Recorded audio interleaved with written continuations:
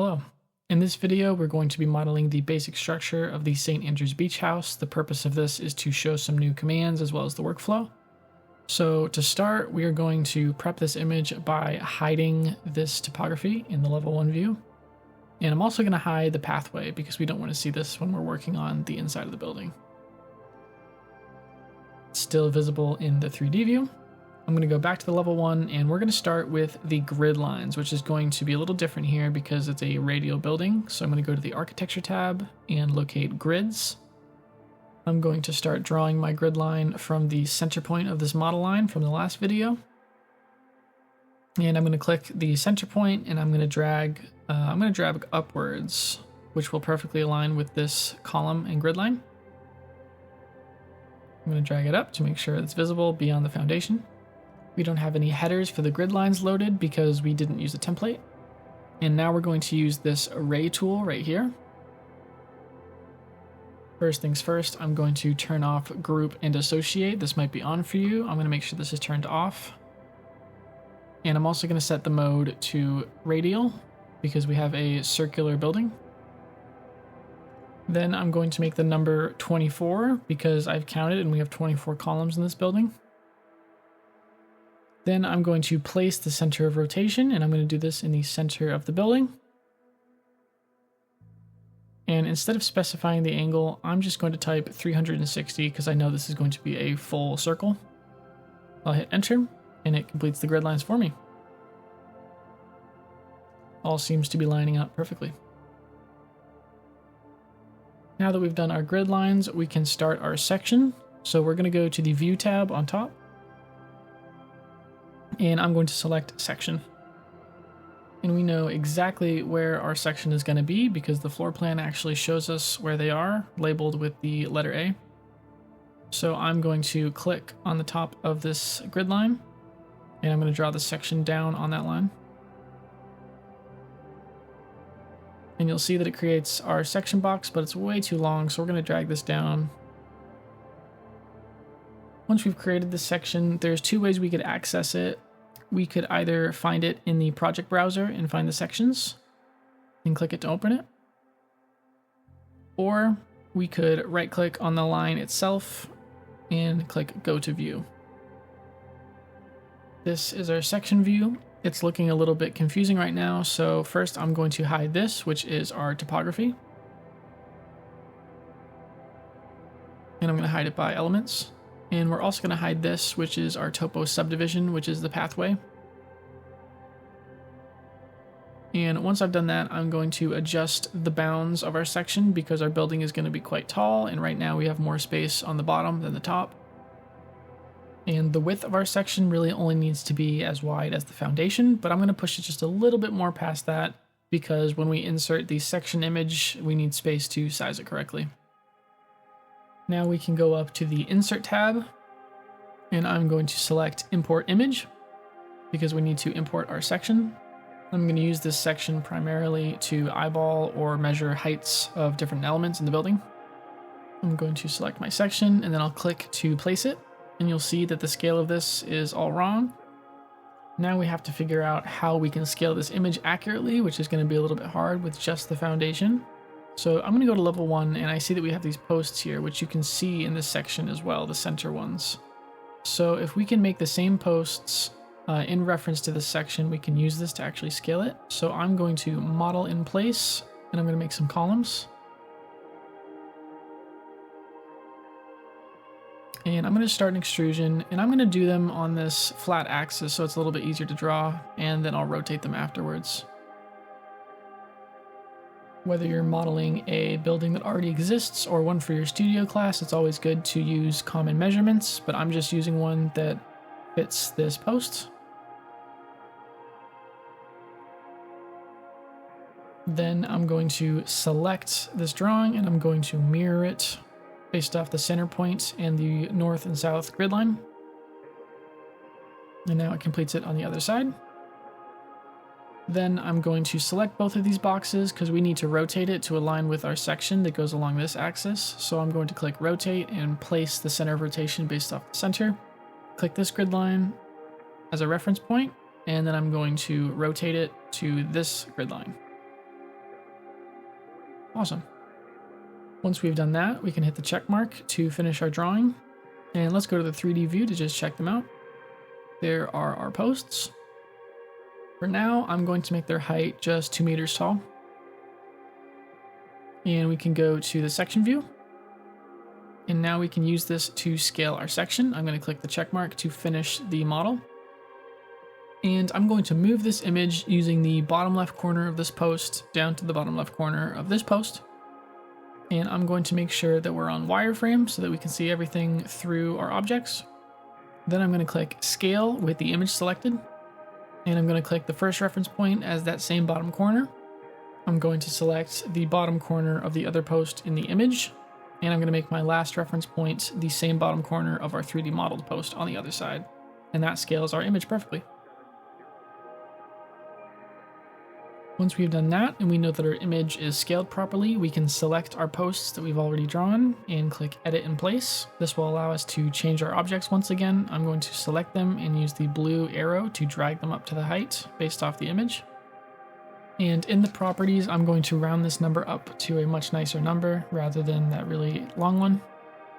I'm going to click the check mark to finish it. I'm also checking that our levels are not set up properly. We can see that this image isn't aligning, so we're going to move the image a little bit upwards to align level 1 with the actual ground floor.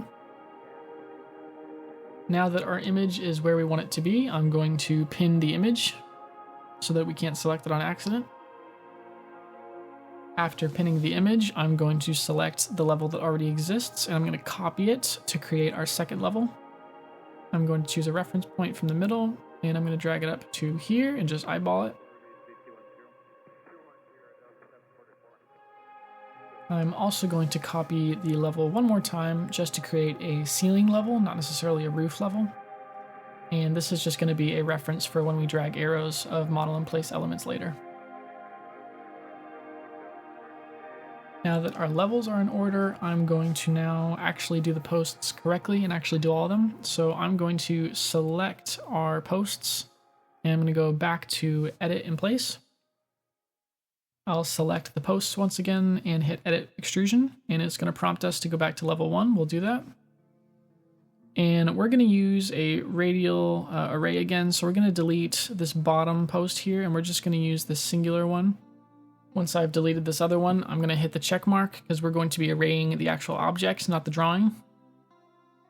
So we'll hit the array button again, and I'm going to type the number as 24. We can delete the ones that we don't need later. I'm going to place the center of rotation as the center of the building. And for angle, I'm going to type 360 yet again. Now, before we delete any that we don't need, we're actually going to copy these up to the second floor. So we're going to mass select all of these posts that we've modeled. I'm going to go back to the section and I'm going to copy. And I'm going to use level 1 as a reference, but you'll notice if I click, it won't let us drag up at all. It only lets us go side to side. This is because we have to uncheck the constrain box.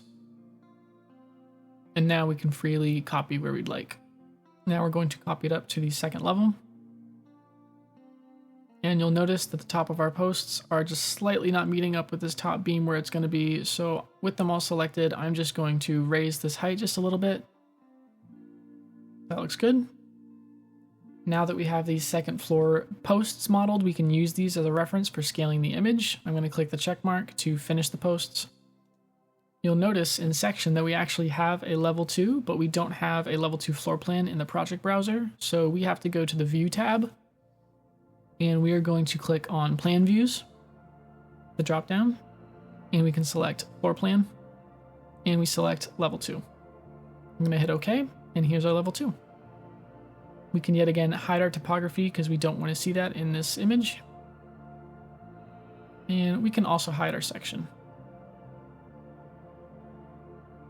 We're going to go back to Insert, and we're going to Import Image, and we're going to locate our second floor plan image.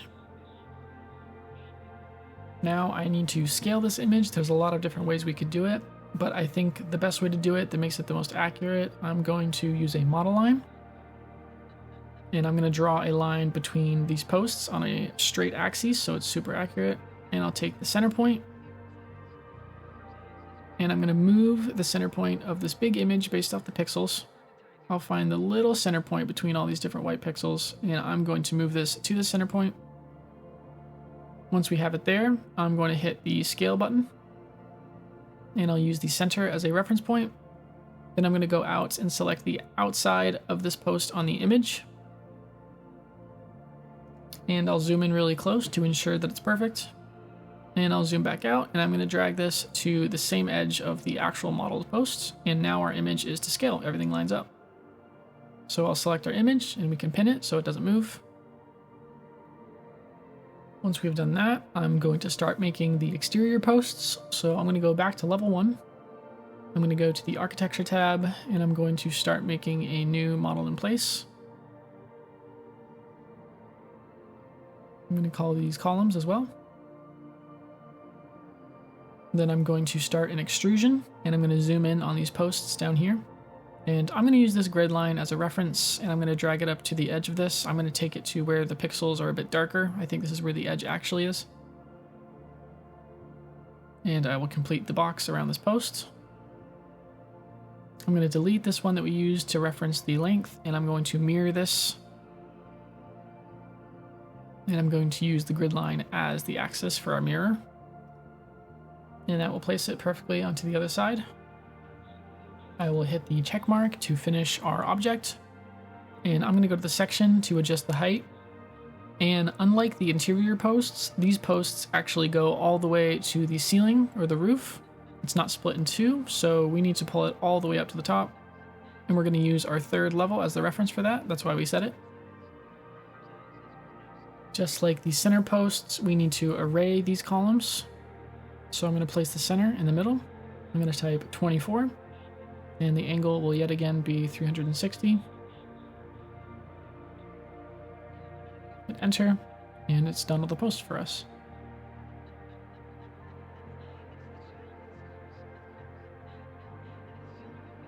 Now I'm going to complete this object, and I think we should make a material that represents wood just so it's a little bit easy to tell what's what while we're modeling. So I'm going to go to the Manage tab, and I'm going to go over to Materials. And we're going to create a material that just represents wood. So I'm going to go onto the bottom left and hit Create New Material. Then I'll go on over to the Identity tab, and I'll name it something like Wooden Beams. Then I'll go back to the Appearance tab, and I'm going to click on Color to give it a woody color, but you totally could click on Image and give it an actual wooden image texture from somewhere on the internet if you wanted. Or if you're using a template, you probably already have the materials in the left window here. So once we're done with that, I'm going to go out of this menu, and we're going to click our posts, and we're going to hit Edit in Place. Then I'm going to select all of the posts in this object, and you can see material over here in properties. We're going to hit this drop down, which is kind of hidden until you click it. And we're going to select our new wooden material. Hit OK. And now we have our wooden material. Then we're going to do the same thing on these interior posts as well.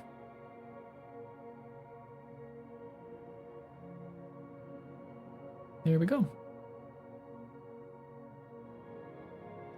Now we're going to model our big overhead posts, but first I'm actually going to adjust the height of these interior posts because they're just a little bit too low now because we moved the background image. So I'm going to select them all and just bump up this number in the properties. Now we can actually model our overhead posts. I'm going to go to level 1 and create a new model in place.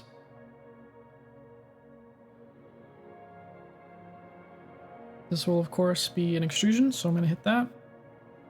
And I'm going to start my drawing just on the edge of this post as a reference line, and I'm going to align it all the way over here. I'm not going to make it reach the end of these posts. I'm going to stop just a little bit short because I see that in some of the images. And then I'll drag it down here. The same width as the opening between these two posts is the width of this post. And I'm going to draw it all the way back here as well, but I'm not going to let it meet the edge, just a little bit short. We're going to complete our loop so that we can hit the check mark. Then we're going to go to the section view so we can adjust the height. It's on the floor right now. So for the height, I'm just going to get the top up there, but the bottom is going to rest on top of the posts that we've already modeled. And the top of our beam, we want it to be under this floor panel, so I'm just going to eyeball that. Then I'll go back to level 1, and I'm going to array this object. I'll click the center. 24, of course, and an angle of 360. There it is.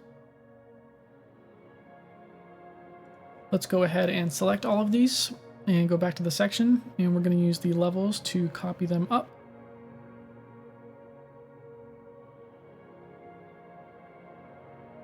Now that that's done, we can hit the check mark to finish the object. We can give our overhead beams a material.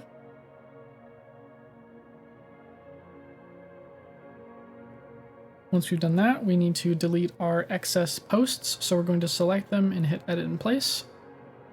And if we go to level 1, we can see in wireframe that there are some that are white. These are the ones that we don't need. So we're going to go ahead and delete those ones. Once we've done that, we can go to level 2 and do the same here. We need to turn on wireframe to see which ones we don't need. And that's all the editing we need to do for the posts. The overhead beams and the exterior posts, we need all of them, so those are fine. And this is your reminder to hit save every once in a while, so I'm going to hit save here.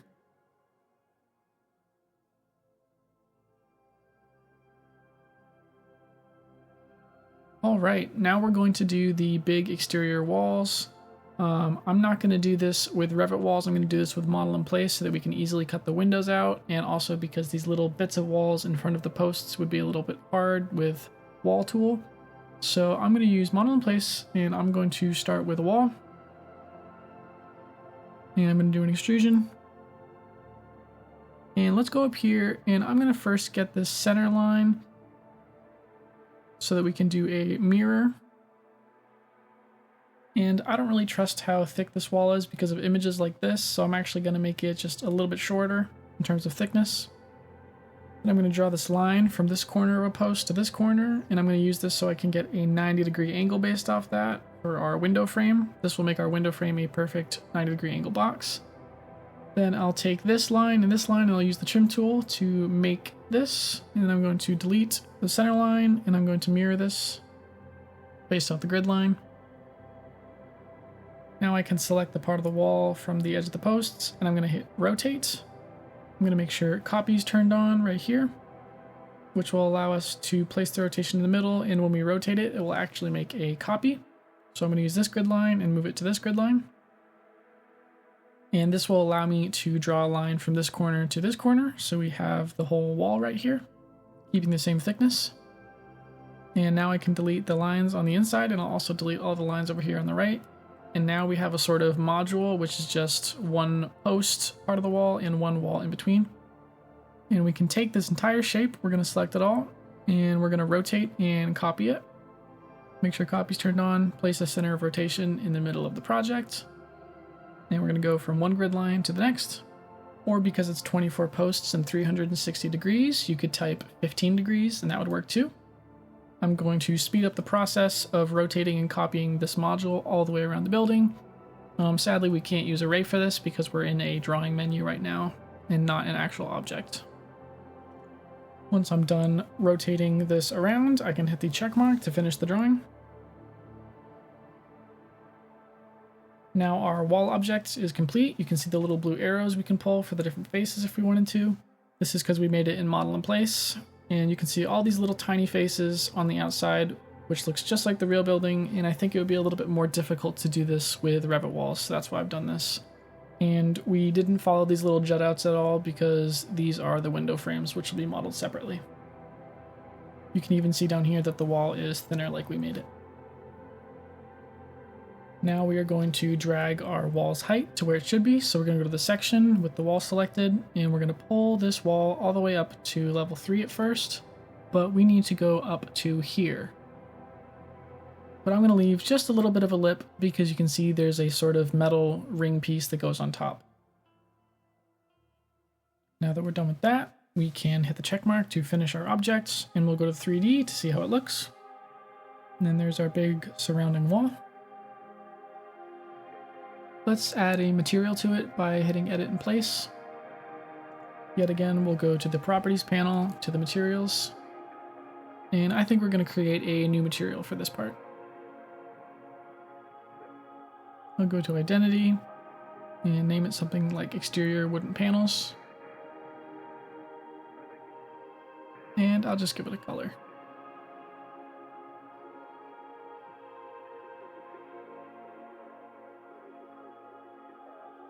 I'll hit Apply and OK. And there is our darker wooden exterior wall color.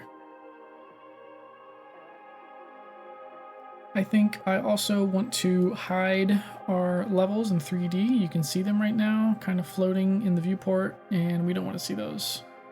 So I'm going to select one, right click, and hide in view, and I'm going to use category to hide all of them. Now we'll do the cutouts of the windows. So I'm going to select the wall, hit Edit in Place, and I'm going to go to level 1. Then I'm going to go to Create, and I'm going to use a void extrusion this time instead of a regular extrusion. I'm going to block out the wall openings, and I'm going to use the corners from where the exterior walls actually turn with the angles. And this creates a perfect rectangular opening.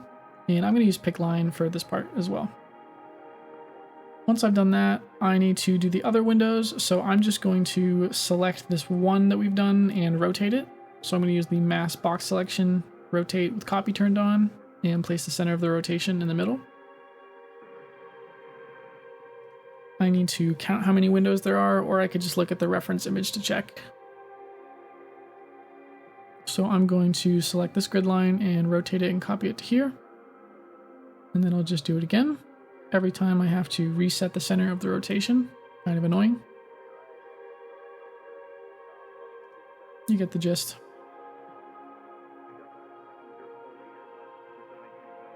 And there's one more that I forgot. Those are all of the windows for the level 1 that are this height. So I'm going to go ahead and hit the check mark. And I'm going to go to the section to adjust their height. As we can see here, the opening is on the left side of the section. We can use this to drag it up to that level. This is a nice even number, so we'll stick with that. And it cuts out nicely. As I've said in previous videos, you can select your void extrusion and hit cut, and then select the object you're cutting from, just in case it doesn't cut out nicely, but this cut out super easily. There are also some windows that aren't floor to ceiling, and these are located in the living room and probably the bathroom as well. So we can go ahead and start those. I'm going to go to void extrusion yet again. And it's essentially the same process, but we're just going to be adjusting the height differently. So yet again, we're using the corners of these exterior walls, and we're also using pick line. Then I need to rotate this around.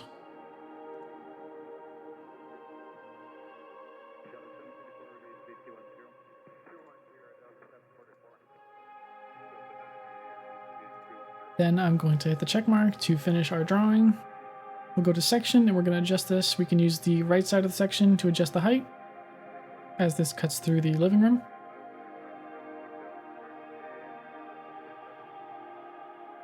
And I'll adjust this to a nice even number for the bottom. There are our living room and bathroom windows. Now, based off of this image, we have to have a pretty big cutout for the entry area. So I'm going to go to level 1. We're still in the menu of our wall, so I'm going to make a void extrusion. And this whole area we have to cut out the wall from. So I'm going to use these corners from the angles of the exterior wall yet again. I'll do the same on the other side. Then I'm going to use pick line, and I'm going to select the interior and exterior of the wall in this area. You totally could draw a much larger shape for this area to ensure that it's cutting properly.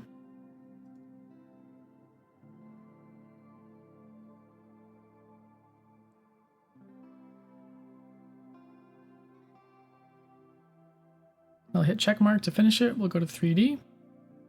And to start, we're going to drag this to the height of the windows.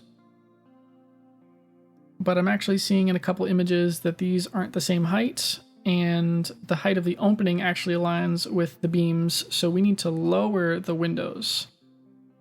This might be an error on my part, or maybe it's just an error in the section.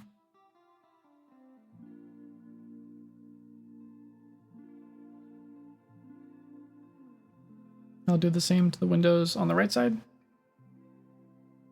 There we go.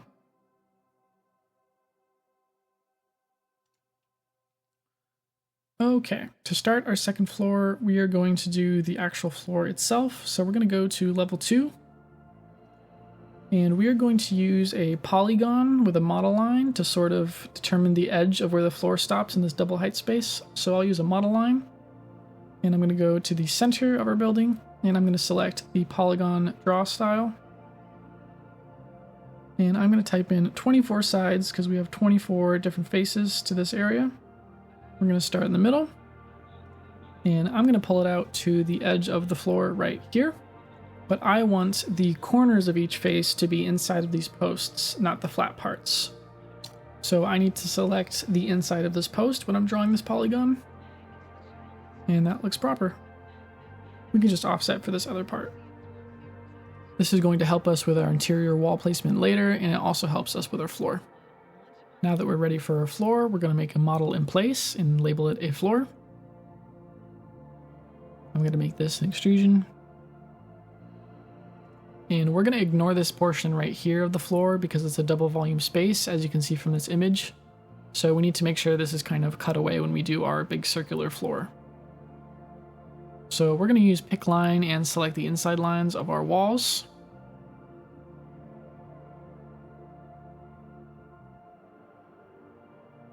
And once you've done that, we're going to stop here because this is where the double height space starts. And I'm going to start this line on the inside of this wall. And that's to make sure that the floor doesn't poke through or show on the other side of the wall on the outside. I'm going to do the same thing over here. And I'm going to use trim to trim this angle right here. And now we can move to this part right here, where there's a sort of window to look through. I'm going to use pick line here actually, and pick the lines of our polygon. But right here, we need to offset. So I'm going to use the offset tool. I'll start on this area on the left, even though it doesn't need much. I'm just going to offset it a very small amount.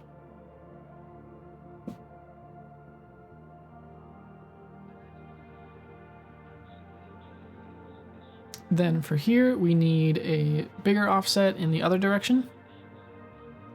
So we are going to take a model line and measure this.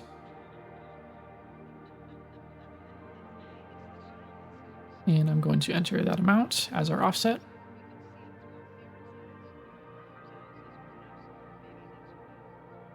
And we'll use the trim tool to trim the connection between this and the other lines.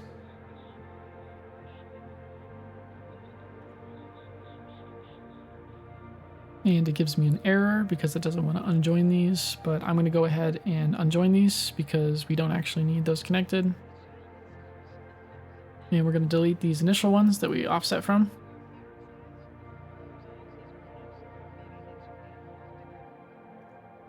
From there, we're going to take the trim tool and fix these little tiny corners because the offset didn't automatically do it for us here. And I'll also connect these two lines. Now our big floor slab is almost done. There's only one part we need left, which is this middle cutout. So we'll take the circle draw style and do it from the center. And we can just eyeball this, but it should be a nice number. Then we can hit the check mark to finish our objects, and we can go to 3D to check out how it looks. That looks right. We see our staircase cutout as well as the double volume space cutout. We're going to go to the section and adjust the height. The top should be level 2. And the bottom should be sitting on top of our beams. Now we have the proper thickness for our floor. Next up is the interior walls.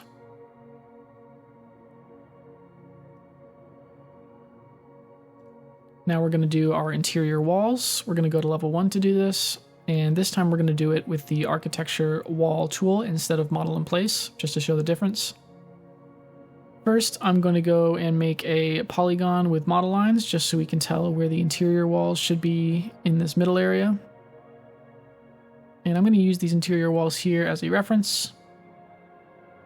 I've placed that, and this is really going to help us with this area right here, with the angle of that wall.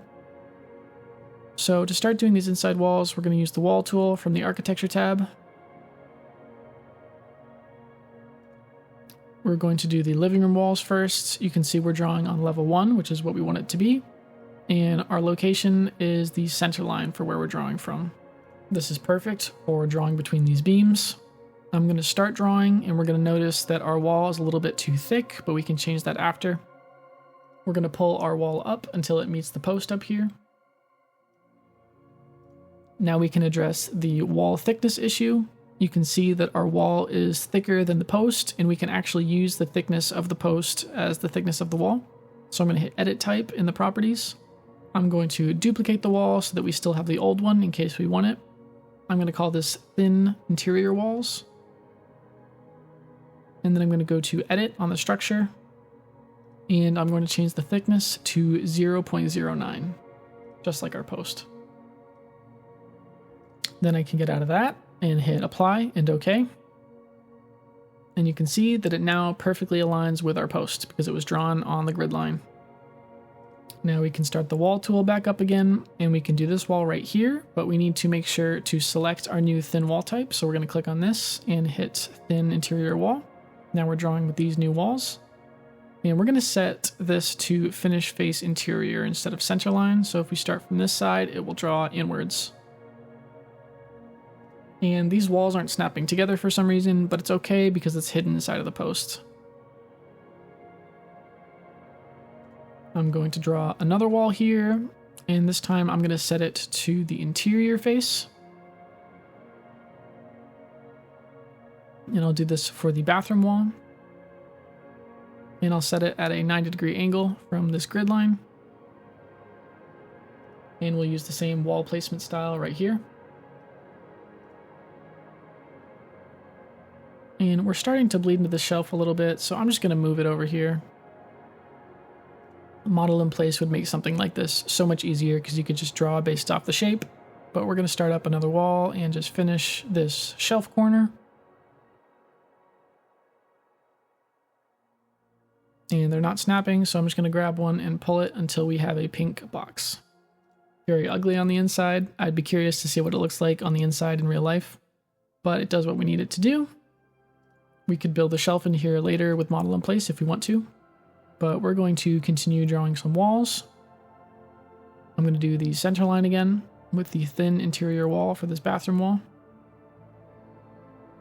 From this side to the post. Same over here. And then we have this big flat wall that makes a storage on both sides. I'm just going to eyeball this. Now we're almost done with the level 1 walls. We finished the bathroom and the living room. We just have these walls in the kitchen. You could totally make this out of model in place so that there's no actual space on the inside and it's just a solid mass.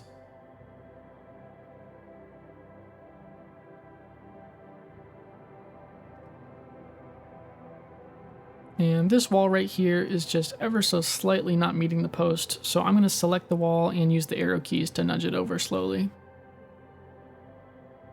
So now our first floor wall placement is done, but we still need to change their actual heights.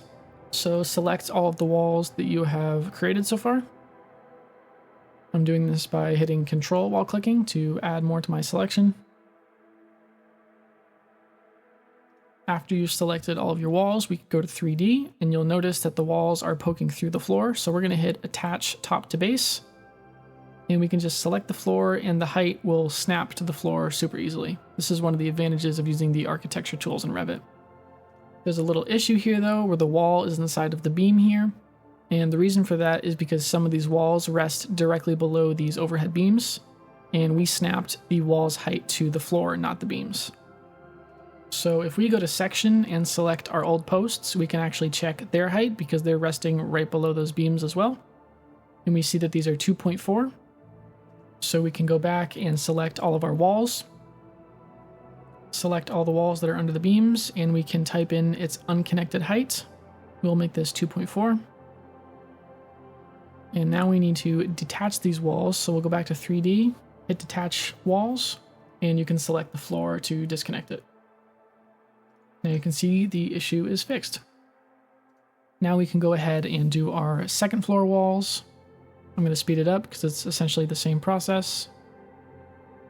The only difference is the walls that face the inside of the double height space. You can see that they actually rest on level 1 and not on the beam. So we need to measure the height difference and change the base height of those walls.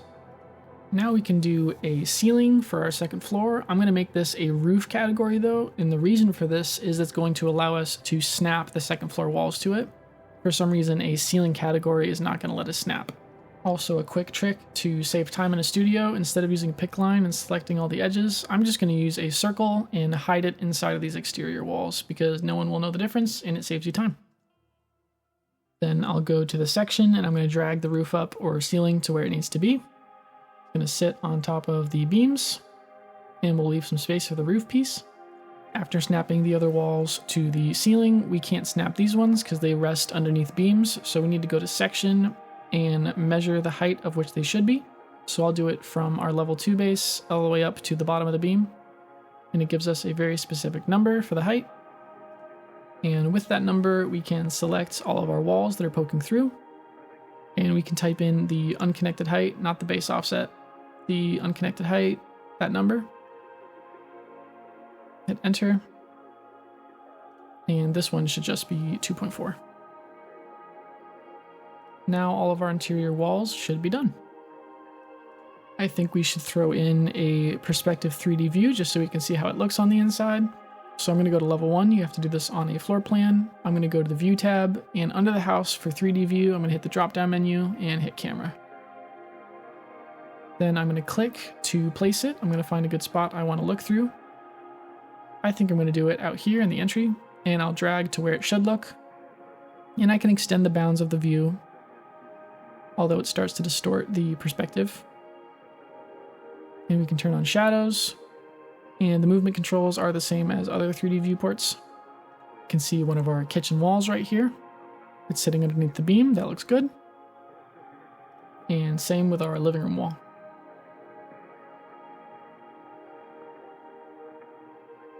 Now we're going to do the spiral staircase, probably the most valuable part of the video as it has so many commands in it.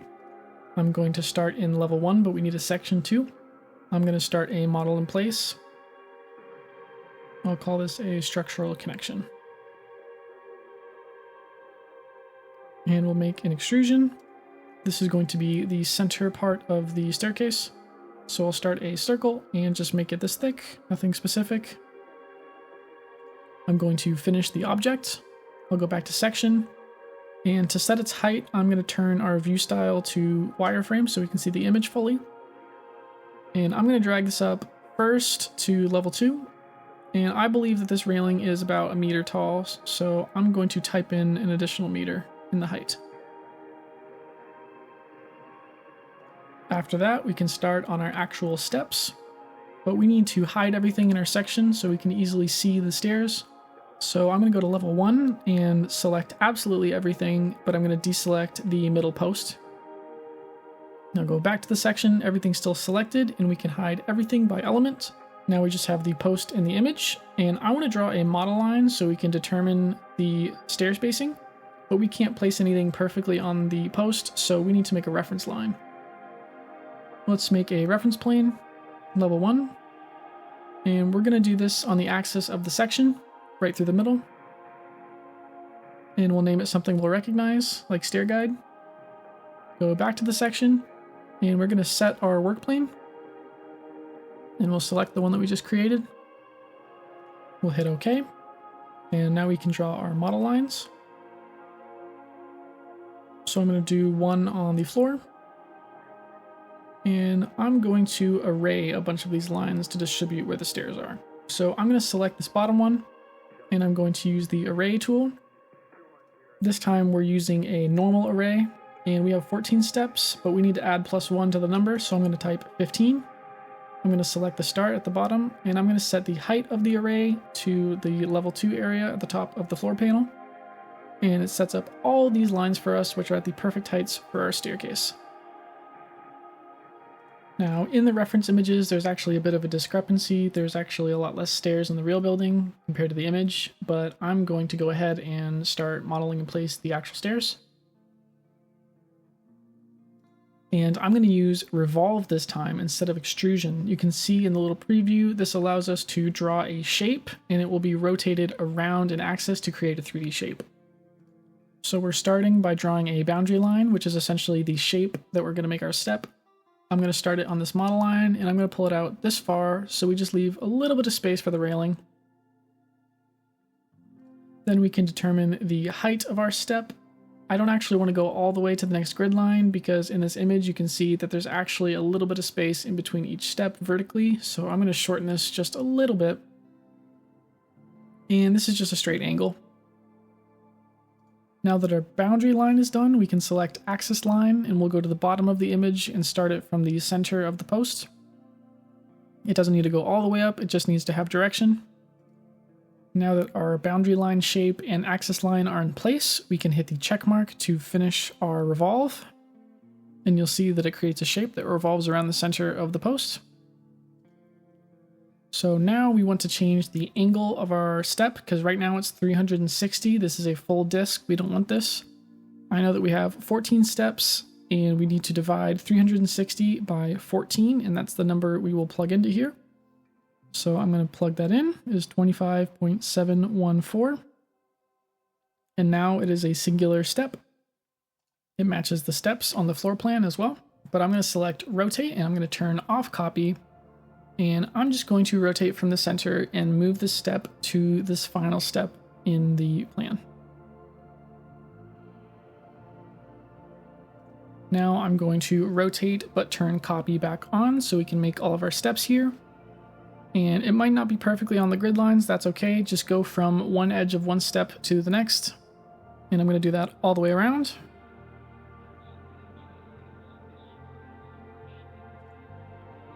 And now that that's done, we can go to the section, and we can see this is divided into a ton of pieces. So I'm going to select all of them in the top view, and then I'm going to go back to section and move them all up to where they should be, which is level 2. Then I'm going to finish the model and show you a little visibility trick. I'm going to go to the 3D view, and I'm going to click this section box in the properties menu. And I'm going to click the box and drag the edges until it's cutting through the building to reveal just the staircase. I'm going to drag it past these beams. Now we can see our steps in 3D, which is going to help us with selecting them. And the next step, we're going to go to level 2 and click your steps and edit in place and select all of your steps, but then we're going to deselect the first or topmost stair. Then we're going to go to section, and we're going to move all of these down from one grid line to the next. And we're going to use the 3D view to just deselect the topmost step each time. And this is going to make the steps, step down.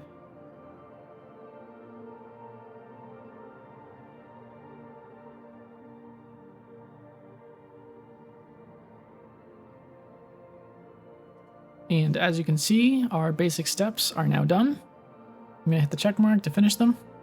And I do want to add a little bit of a landing next to the top step, so I'm just going to model and place that real quick. I'm going to use the level 2 view, and I'll just make a simple extrusion.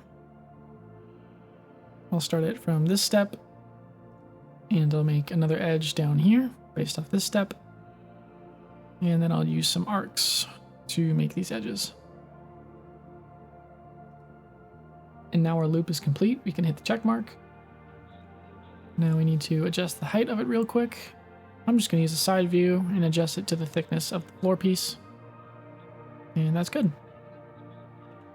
And that's it for the basic structure of the St. Andrews Beach House. The following video is going to cover the details of this building, most importantly the railing for the staircase, but it doesn't cover every detail because most of them are just more model in place. Check that out if you're interested, and thanks.